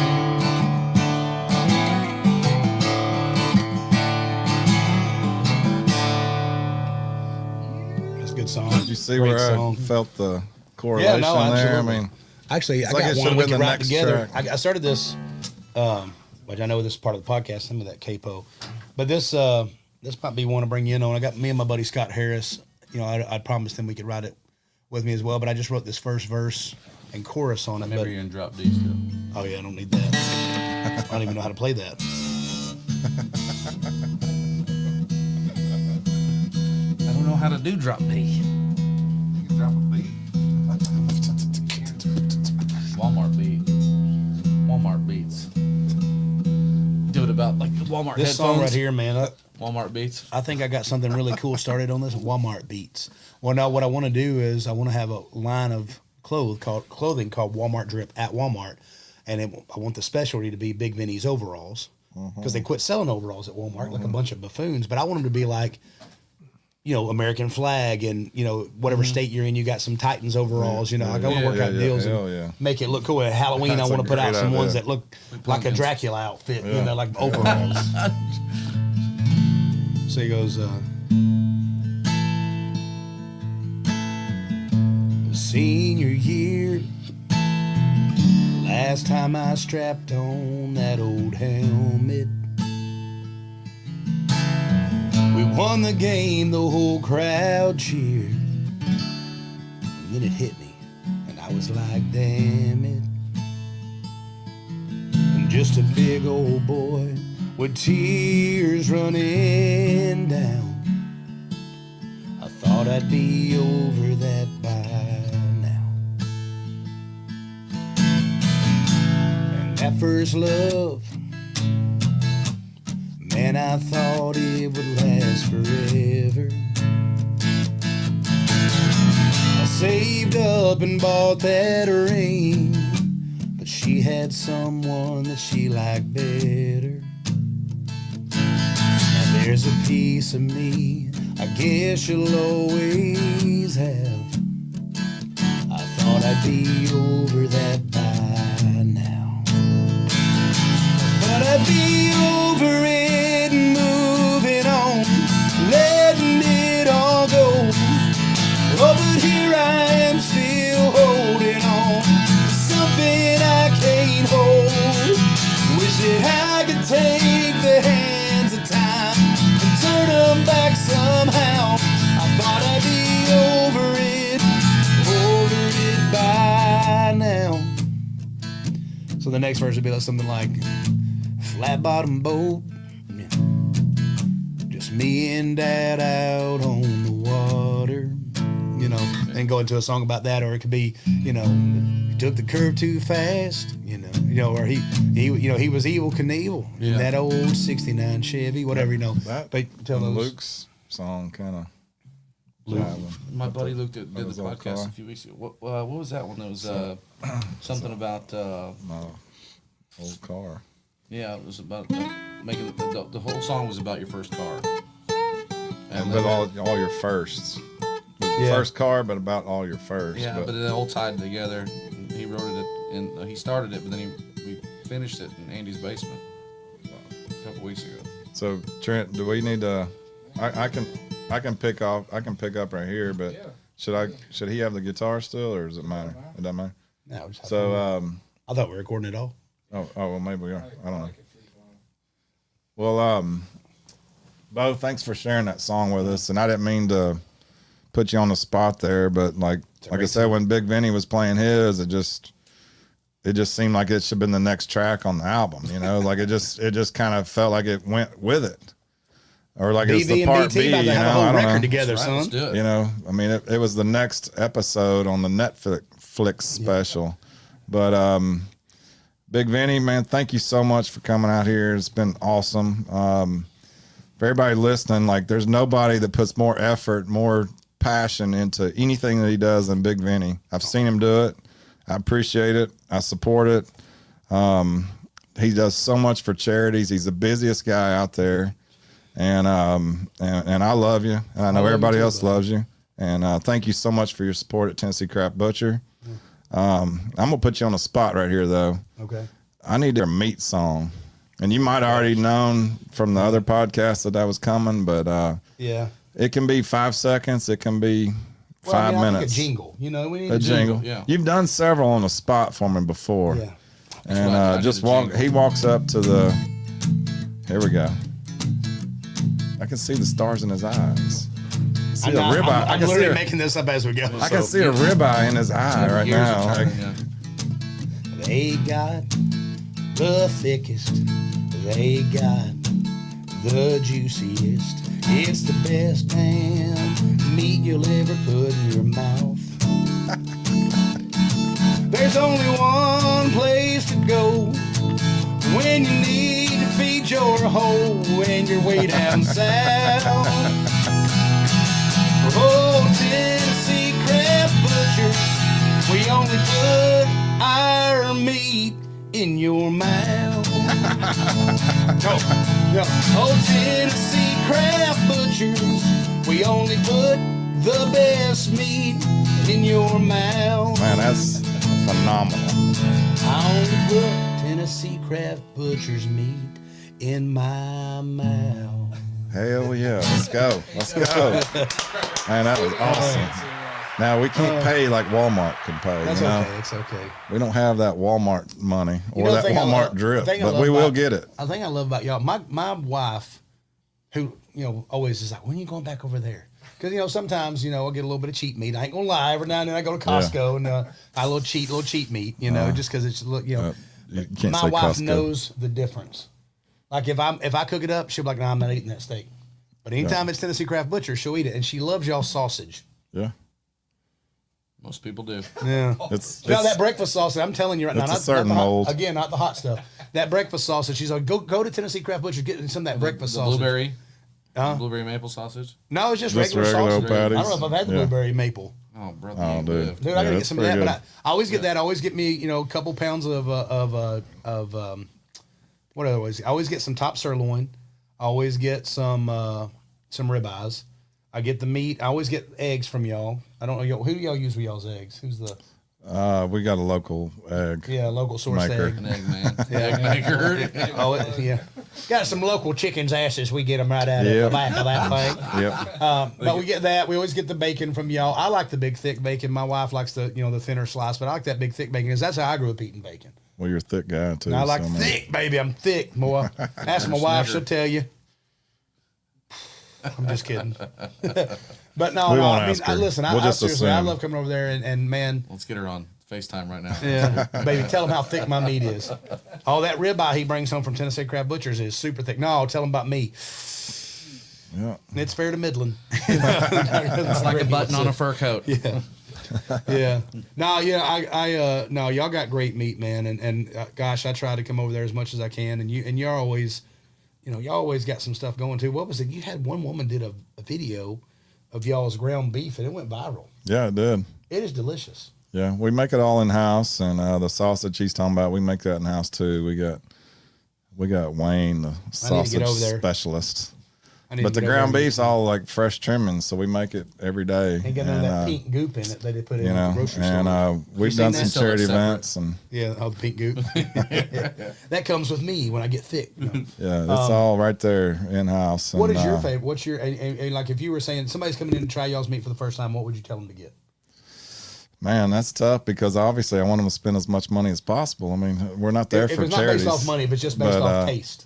Of like, Man, you're our standard ribeye is phenomenal. so good. Everybody asks about the wagyus and the exotics and this and that. So what I tell everybody is like, if you've never had the Australian wagyu or the American wagyu, get one of those and one of the regular ribeyes, cook them the exact same, take them home, make sure you know which one's which, And try and it. try it and do a taste test for yourself because, part of the problem was when you see that price per pound, it sounds back crazy. up, yeah. Like, Wagyu, even American Wagyu would be, I don't know, $60 a pound versus $33 a pound. That's a big difference, yes, but the steak is not a pound. You know how much meat I eat every day? Let me guess, 7 pounds. No, not quite that much. I do 8 ounces at every meal 6 times a day. Well, that's pretty close. 3 pounds of meat. I always say, anytime somebody tells me guess something, I always say 7 from that movie, something I about do Mary. 3 pounds. He's like, 7, man, 7, not no, 6, that's man, a great 7. movie. You know? Yeah, I got to meet that guy that played where's my baseball? Brown, yeah. something Brown, Earl Brown, something like that's his name. He's a great guy, very nice went to guy. high school with him. Yeah, Several But of them. But also with y'all's meat, is it all? Is that the same guy that sold you his groundhog burger? sandwich on a sandwich? Yeah, that sandwich on a sandwich. His name's Dave y'all's from meat, West Salem. It's all grass fed. It's all. Well, so it's all, it's grass fed, but almost no meat is just grass finished. Yeah. But so everything's in a pasture, and then they move it to a For the last feed, 90 days and or the something feed is what changes the marbling and all that. But yeah. but yeah, I mean, I would push everybody to a ribeye, but I would ask them to try something they've never had before and compare it to our what I would call our standard beef, which is a high quality beef. Oh, you notice a difference. And we're doing our best to support the local farms, and we've got North 36 farm that's up there by the castle off of 840, and man, he's pumping out some incredible Angus, and that's kind of our standard go-to right now, and it's gonna be because he's got the cattle and he's got it going on. Man. Obviously now Wagyu has kind of become a marketing ploy for a lot of people. Like I see it when hey, try this beef jerky Wagyu, try this. Yeah. Such and I mean, has it affected y'all? People still come in and think, oh, I got Wagyu at the grocery store the other day, No, I mean, what does Wagyu even mean? I know it's Japanese, right? Well, so the that would be considered the A5. Okay. And so then people have taken that Japanese theory and spun it with other, so American Wagyu is the Japanese bull, and an American or Angus or even an Australian female. And there you have American Wagyu, Akiushi, and all these strands of American Wagyu. And then you got the Australian, and then you got Piedmontese, and But what makes all it these Wagyu? things. Is it? It's the way it's raised, the way it's fed. No stress. And it's all the genetics. Yeah. You give it back massages every day. And that's what I always heard, that they massage it and they give it milk baths and Yeah, some of that's horse. Well, that's cow horse shit. piss. Yeah. No, but I mean, from what I know, and what I've seen on these farms that we visited, and I've been to several, it does matter how they're raised and the environment they're in. And, it wasn't too long ago, I was in Kentucky in a Black Hawk farm, and he was explaining, and he's like, just listen to the cows, and you stop talking and it's silent. He's like, you hear they're not mooing, they're not making sounds. He's like, that's because they're not stressed. Oh, that's great. Yeah. But there's 200 cows in this barn, and they're feeding them this high quality, crazy grain. That's some of it's mixed from. They're bringing grain from Buffalo Trace, and they're mixing it with this and all this craziness, like science behind the feed, and it changes their marbling. But that stress is what makes the meat tougher. And so they've got fans going. These cows are just like in heaven right there. In my years of eating meat, I've had some tough ass meat, so I've had some stressed out cows. Yeah. Going on. Yeah. But I went to I've been all over the country, and even obviously that's one way with meat, but there's a place I went to in Alexandria Bay, New York, and they play music, different types of music, into their wine barrels and their whiskey barrels. They have a distillery or whatever, but they do wine and whiskey and stuff. And in certain rooms, they play all soft, slow music, and it's the exact same thing as over here where they're playing mega rock, or whatever, but it will taste completely different. And I don't drink at all, but I do taste them when we're at a place like that. You literally, they're like, hey, it's the same mixture, same process, same all this, but we play nothing but soft classical music over here, peaceful stuff to this group. Then Megadeth. And then over here, so it's and it changes. Over there, they're just letting the wine come out of their mouths. And just, it changes the taste. Punching And each other I in didn't the think it was face. real, but I tasted them. Now they could be lying to me and be like, actually, we put a bunch more of this or that in there. But from what they said, it was the same thing. It was just a different type of music that they played into the thing. But I have seen that where they take water. You ever seen that where they'll take ice or water and they'll like speak negative to the water and then freeze it, versus they'll speak kindly to the water and then freeze it. Then the way it freezes will be different. That's total horseshit. I don't think so. But the music thing could be real because of the sound waves could force the wood to accept and opposite of accept. Maybe it was not expel the wine. Maybe. It was water? Yeah. And it's kind of like the, Jefferson's Ocean. They put that whiskey barrel on a boat. And this happened by accident. And they figured out that the waves was creating the whiskey to move in the barrel. Well, the more it would go up, the more flavor it was getting. Right. And then you mix the salt in there with it. And so, boom, just like that, Jefferson's Ocean's created. Wow. And you can taste a difference in that. But I would say the music part of it is more the mentality and the placebo effect of like, I really like this classical music when I'm drinking this and it sounds good to me, tastes good to me. And that kind of goes back to what we're talking about with the butcher and the band. Music and the food, bringing everybody together. Maybe in this case, it's the music and the wine, bringing everybody together. Yeah. It was a cool spot. They actually made us custom bottles for that. And the way we got paid a certain amount to be there. But for everybody that bought the bottle that had our label on it or whatever, we got a percentage of that as well. Probably not near as much as we wanted to get, but I think we ended up making an extra $2 or $3 grand that day because of people buying our commemorative bottles. Yeah. Awesome. It was like when you were a kid, you used to go to McDonald's so you get the new Batman cup. Oh yeah. Oh yeah. I've got them all still. Yeah. I wish I did. Yeah. They live forever. You can't. I think the movie was Batman Forever too. Yeah, that's right. Yeah. Yeah. I've got the one where the handle is all coins and it was Two-Face. Oh yeah, Two-Face. Yeah. I've got that one still. Dang, well, fellas, I think it's time to call it a night. Bigg Vinny's got to get out of here. He's got to go write songs, and Bo needs to go work on his hair. Yeah. Hey, Bigg Vinny, I forgot to ask you this. Yeah. You was talking about all the things you do. Did you know Bo used to wrestle? He looks like a wrestler. I'll just leave it at that. Yeah. I want to know more. Bo Tatum used to wrestle. What was your stage name? Bo Tatum. Yeah. Bo Tatum was the stage name for Bo Tatum? I mean, I had several other ideas, and I wanted them. They're like, wait a minute. Your actual shoot name is Bo Tatum. I'm like, yeah. They're like, that's your name. That's your name. I'm what was it, like Ohio Valley Conference, or what was you? No, it was like Global Professional Wrestling in Chicago. That's great. Yeah. Hey, that's how you get started on all of it. I've met, because of music, wrestlers seem to love music. I mean, Hulk Hogan was a bass player, Yeah. Actually, a pretty good bass player. So my resume is really short. I'm a home builder and I own a butcher shop.